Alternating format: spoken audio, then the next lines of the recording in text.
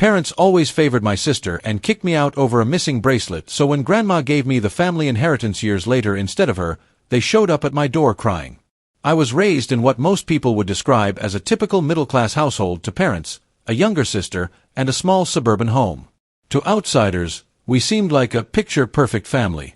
But anyone close to us would tell you there was always tension between my parents and me. The reason was simple: they adored my younger sister, Emma, and I was always the afterthought. But that wasn't always the case. I remember when we were kids, my parents were very loving and caring to both Emma and me. They showered us with affection, and why wouldn't they? We were a pretty smart pair, excelling at whatever came our way. We shared the golden period where nothing seemed to divide us. We were both enrolled in piano lessons, art classes, and gymnastics, and our parents were equally proud of us. I never felt any tension back then, no subtle preference for one of us over the other. But things changed when I hit 6th grade. It started with just one test. It wasn't even a particularly important one, but I got a bad grade. The first bad grade of my life, but it was enough for my parents to begin seeing me differently. I could tell something had shifted when my mother wouldn't look at me the same way she did Emma when she brought home another perfect score. The compliments they had once given me started to feel obligatory, while Emma's successes were celebrated with genuine pride. Suddenly, I was the loose string that could come undone at any moment, and Emma was the one who could do no wrong. At first, I thought it was just a phase.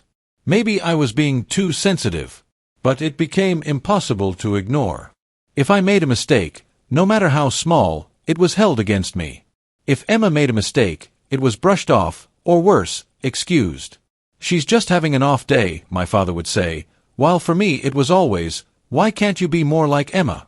That phrase haunted me throughout my teenage years. As we grew older, Emma blossomed into everything my parents had ever wanted in a daughter. She was smart, popular, and outgoing. She was the class president, the homecoming queen, the girl everyone liked. I, on the other hand, became more introverted. I kept to myself, studied hard, and excelled in my own way, but it was never enough to compete with Emma. And soon enough, I stopped trying. By the time we were in high school, the differences in how we were treated had become glaringly obvious. Emma always got new clothes, her own car, and all the attention. When she needed help with homework, our parents would sit with her for hours, making sure she understood every detail. If I asked for help, it was either too late in the evening, or they'd brush me off, telling me to figure it out on my own. They had started treating me like an adult while coddling Emma like a princess. I learned early that if I wanted something, I'd have to work for it, while Emma had everything handed to her on a silver platter. Despite the imbalance in treatment, I tried to keep a relationship with Emma. After all, she was my sister, and I loved her. But it became harder and harder to ignore her growing sense of entitlement. She seemed to revel in the attention, knowing she could get away with anything. It wasn't just my parents who adored her. Our friends, teachers, and even strangers were captivated by her charm. She was the golden girl, and I was the shadow in the background. I began to wonder if anyone really saw me for who I was, or if I was just Emma's sister. The turning point came one summer after I graduated from high school. I had been accepted to a decent college on a partial scholarship, and I was excited to finally get out of the house and start fresh. I thought maybe, with some distance, my relationship with my parents would improve and that they would finally miss me when I was gone. I thought wrong. It was around this time that Emma started dating a boy named Jake, the star quarterback of our high school football team. He was handsome, popular, and came from a wealthy family. My parents loved him, of course. They treated him like the son they never had. Every weekend, Jake was over at our house, and my parents would cook elaborate dinners just to impress him. It was clear they were already envisioning a future where Emma and Jake would get married, settle down, and give them the perfect grandchildren. Meanwhile, I was struggling to get through my first semester of college, working part-time to cover the costs my scholarship didn't. I would come home on breaks, exhausted, and all I'd hear about was Emma and Jake's latest outing or how well Emma was doing in her classes. No one asked about me or how I was managing. And to top that all off, they would also make snarky remarks like, "Why couldn't I find someone like Jake?" Then came the accusation that would shatter what was left of our family dynamic. One weekend, during a break from college, I came home for a visit. Everything seemed normal until Emma's new bracelet, a gold charm bracelet Jake had given her, went missing. It was an expensive piece, and Emma was distraught. My parents went into full panic mode, tearing the house apart to look for it. When they couldn't find it, Emma suggested that maybe I'd taken it. At first, I thought she was joking. But she wasn't. She said she had seen me admiring the bracelet the night before and implied that I might have taken it out of jealousy. I was furious. I hadn't touched her bracelet. I hadn't even thought twice about it. But my parents didn't hesitate. They believed her without question. I protested, of course. I swore I hadn't taken anything. But my parents wouldn't listen. They were convinced I had stolen it out of spite. My father even said something along the lines of, "We always knew you were jealous of Emma." That hurt more than anything they had ever said before. It was like all those years of trying to win their approval, of trying to be a good daughter, had meant nothing. They gave me an ultimatum: return the bracelet or leave the house. I couldn't believe what I was hearing. I had no proof of my innocence, just my word, but that wasn't enough for them. They had already made up their minds. So, I left. I packed my bags, walked out the door, and didn't look back. I cut all ties with them. I didn't have a choice. I couldn't stay in a house where I was treated like a criminal for something I didn't do. I found a friend to stay with until I could get back on my feet, and that was the last time I spoke to my parents for years. In the years that followed, I struggled. Without my family's support, I had to figure everything out on my own. I juggled school and work, barely scraping by. There were days when I thought I wouldn't make it, but I did. I graduated, found a decent job, and slowly started building a life for myself. Meanwhile, I heard through mutual friends that Emma was thriving. She and Jake were still together, and she had landed a cushy job at some marketing firm my father had helped her get into. It seemed like nothing had changed for them. They were still the perfect family, minus me. 5 years passed before I heard from my family again. I had to build my life from ground zero. The only person to offer me any sort of help and moral support was my grandma, my dad's mother to be exact. Anyways, out of the blue, I received an invitation to my grandmother's Christmas dinner. I was surprised, to say the least. My grandmother had always been the one person in the family who treated me fairly. Even after everything that had happened, she would send me the occasional birthday card or text to check in. But she never brought up my parents or tried to convince me to reconcile with them. So, when I got the invitation, I wasn't sure if I wanted to go. But something inside me told me I should. When I arrived at the dinner, it felt like stepping into a time capsule. My parents, Emma, and even Jake were there, along with a few other relatives. The tension was palpable. My parents greeted me stiffly, and Emma acted like nothing had ever happened between us. It was as if they expected me to forget the past and play along with their perfect family act. The night was uncomfortable, but I got through it. Then, toward the end of the evening, my grandmother started handing out gifts. I wasn't expecting anything particularly significant. But when I opened the box, my heart nearly stopped. Inside the box was an old family heirloom egg-old locket, something that had been passed down for generations. It wasn't just any piece of jewelry. Whoever inherited this locket was considered the rightful heir to the family's assets. Grandma had received it from her father, and now she was passing it directly to me, skipping over her son my father and all the other grandchildren, including Emma. It was a symbol of more than just tradition. It meant that one day, everything my grandparents owned, their house, their land, their savings, would be mine. I could see my parents' faces go pale when they realized what had just happened. Emma, who had always been the golden child, sat there in stunned silence. My parents quickly shifted gears, trying to hide their shock with forced smiles, but I could feel the tension in the room.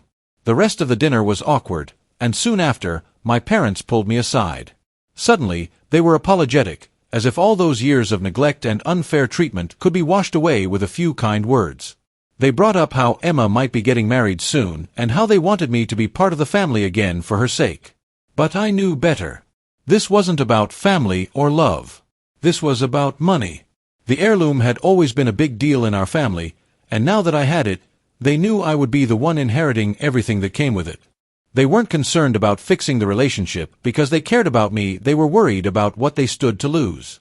My father even said, in a tone that felt more like a warning than an offer, that they were willing to forgive me for everything and start fresh. It was as if they had forgotten who had wronged who in the first place. Other relatives chimed in too, urging me to be reasonable. They kept saying that family is everything and that I should be connected with them, no matter what had happened in the past. I could almost hear the clichés lining up. Sharing is caring. Blood is thicker than water, and you don't want to be alone. Now, even though it's very clear what I should and should not do, all this pressure has got me overthinking this whole scenario. Did I want to be a part of this family again, knowing they only valued me because of what I now possessed? Could I forgive them, knowing that their sudden interest in me was born out of self-interest? Do you guys have any suggestions on this? If yes, I could really use some. Update 1. After the Christmas party, I went back to my apartment feeling overwhelmed. It was hard to process everything that had happened. I tried to avoid my parents and relatives as much as possible for the rest of the evening, but their attempts to get close to me were relentless. My parents kept throwing guilty glances my way, and Emma wouldn't stop smiling at me as if we were suddenly best friends. But I knew their intentions were less about family and more about the family assets that were now tied to the heirloom I had been given. Their behavior only made me want to distance myself further. The next few days were spent in deep thought. I realized I needed to have a proper conversation with Grandma.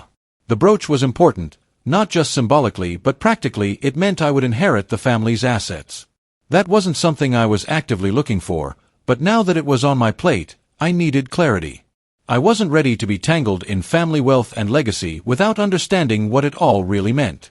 When I met with my grandmother, I was still nervous about bringing up the subject. I thanked her for trusting me with the heirloom, and then I asked her directly what it all meant. I wanted to be transparent. I didn't want the family assets if it was going to drag me back into the chaos I had worked so hard to escape. I would use it responsibly if it came my way, but it wasn't my priority. Grandma listened patiently, then told me something I hadn't fully understood before. She had been watching everything unfold for years. She had seen how the family had grown distant from her, especially after my parents and I had our falling out. She explained that she knew the family dynamics were messed up and that I had been unfairly treated, particularly by Emma and my parents. She even knew about how I had struggled to support myself while in college, working multiple jobs just to stay afloat, while Emma was always given a free pass. Grandma explained that she hadn't interfered all these years because she believed people needed to live their own lives. But when she saw how things had turned out, how I'd been mistreated yet still managed to build something for myself, she knew that her assets needed to be passed on to someone responsible. Someone who would not just take it for granted or squandered. That's why she chose me. She had already made a will, and my name was on it. I was surprised by her honesty. It wasn't just about the heirloom anymore, it was about trust. Grandma believed I would handle everything with care, and that responsibility felt both heavy and important. She assured me that this wasn't about rewarding me for what I had gone through, but about placing the family's future in hand she knew would do right by it. And as much as it felt strange to suddenly be the one in this position, I couldn't help but feel a sense of validation. All those years of being the forgotten daughter suddenly didn't matter. Grandma had seen the truth, and that meant more than anything. However, even though this cleared up a lot, it also complicated things. The inheritance was still a looming presence, and I knew my parents and Emma were going to try everything they could to weasel their way back in. Now that they knew what was at stake, they weren't going to let it go easily. Update 2. Hello, Reddit people. I'm back with an update, and things have gone from bad to worse. If you've been following along, you know my family situation is a mess, but I thought going back to school would give me some peace. I was wrong. So much has happened, and honestly, I need to vent about it before I lose my mind. After the Christmas disaster where my parents and Emma basically begged for the family inheritance, I returned to my apartment hoping to escape the chaos. For a few days, I managed to drown myself in work, just trying to distance myself from the constant calls and texts from my family. But, of course, that peace didn't last long. The constant messages didn't stop, not just from my parents and Emma, but from my extended family as well. Relatives who hadn't spoken to me in years suddenly felt it was their duty to mediate the situation. They were all parroting the same lines: family is everything. Don't let money tear you apart, and my favorite, you're being selfish. What made it worse was that these relatives didn't even know the full story. They weren't around when my parents disowned me, or when I had to scrape together money for rent and food during college while Emma was living her perfect life with everything handed to her. They didn't care about the years of being neglected, they only cared about what they had heard from my parents, who were now conveniently playing the victims. I felt like I was being suffocated by their opinions. I thought I could just ignore it all and focus on my job, but then things took a shocking turn. One afternoon, completely out of the blue, my parents and Emma showed up at my apartment.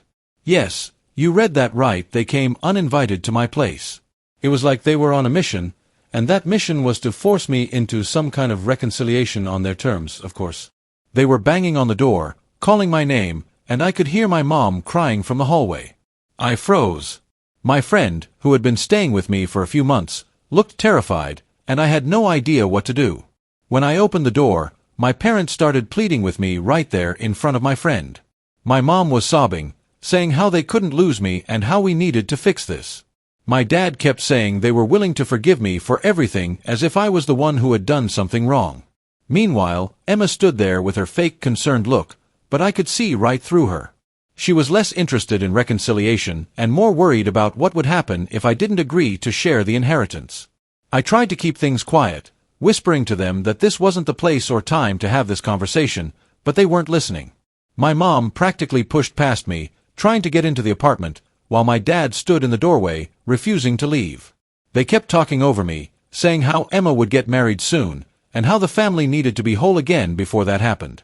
They made it sound like I was the one tearing the family apart, all while trying to force me into agreeing to give up part of the future inheritance that, mind you, I don't even officially have yet. The whole scene was humiliating. My neighbors started coming out of their rooms, watching the chaos unfold. I was trying my best to handle it quietly, but the longer they stayed, the louder they got. My mom was on her knees, begging me to forgive them, while Emma stood there looking smug like she knew they'd wear me down eventually. I was trapped, and I had no idea what to do. I tried telling them to leave, but they weren't budging. Finally, after what felt like hours of pleading, I couldn't take it anymore. I called the security, who thankfully arrived quickly. They were polite at first, asking my parents to leave, but my parents refused. That's when security had to get firm, telling them if they didn't leave, they'd be forced to call the cops. It was embarrassing on a whole new level. My parents finally backed down, but not before my mom dramatically said I was abandoning my family in front of everyone. As if that wasn't enough, Emma took it a step further. After leaving, she sent a mass text to several of my friends, telling them that I had abandoned her and my parents. She made it sound like I was the villain in all of this, leaving out the part where they had disowned me for something I didn't even do. Some of my friends were understandably confused, so I had to explain the whole situation. It was exhausting, and I couldn't believe how far Emma was willing to go just to make herself look like the victim. Now, I'm not sure what to do. I haven't spoken to my parents since that incident, and I'm trying to move on, but their desperation has me constantly looking over my shoulder. I feel like I'm being pushed into a corner, expected to give in just to make everyone else happy, but I can't forget how they treated me. At the same time, the pressure is overwhelming. Part of me wonders if it'll ever stop or if I'm going to have to deal with this for the rest of my life. Right now, I just want to focus on myself and my future, but it feels like my family is determined to drag me back into their mess. Update 3. Hello again, Reddit people. Buckle up, because things have spiraled even further since my last update.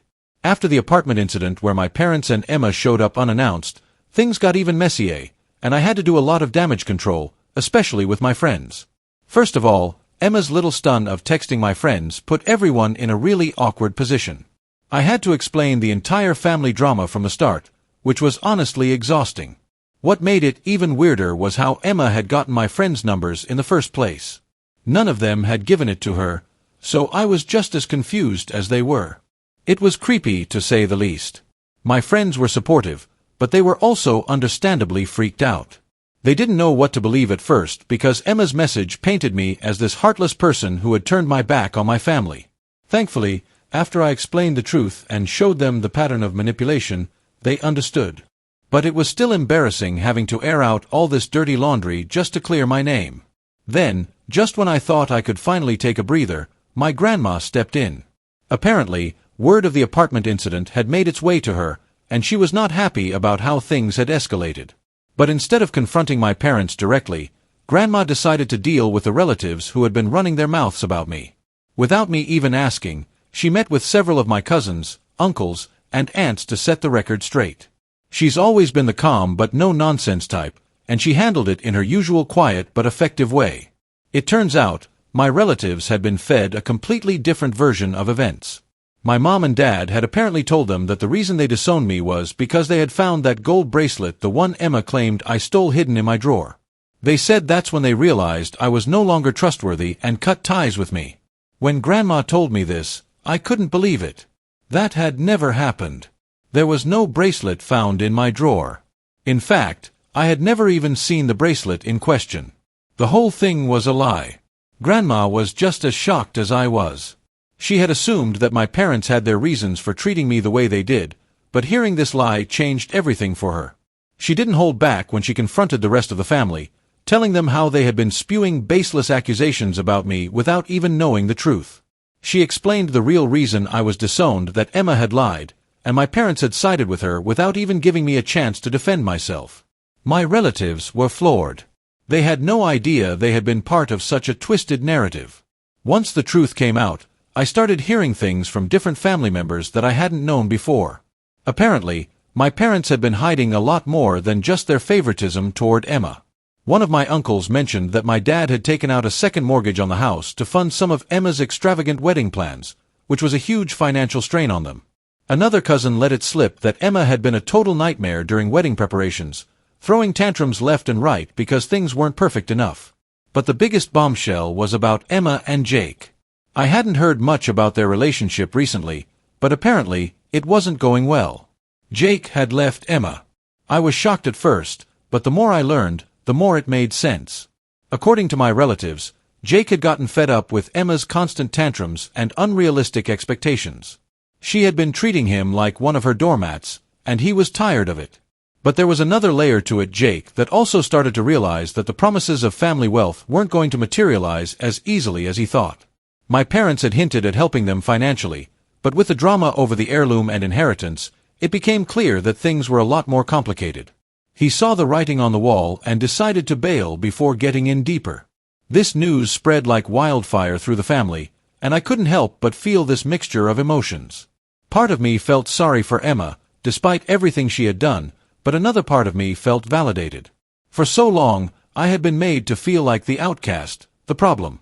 And now, the cracks in Emma's perfect life were starting to show. It was like everything they had tried to cover up was unraveling in front of them, and there was nothing they could do to stop it. Somewhere in the midst of all this chaos, my relatives, the same ones who had been so quick to judge me based on my parents' lies, started reaching out. They were regretful, apologizing for the harsh comments and judgment they'd thrown at me when they believed I had stolen the bracelet. It was strange, seeing their sudden change of heart now that the truth was out.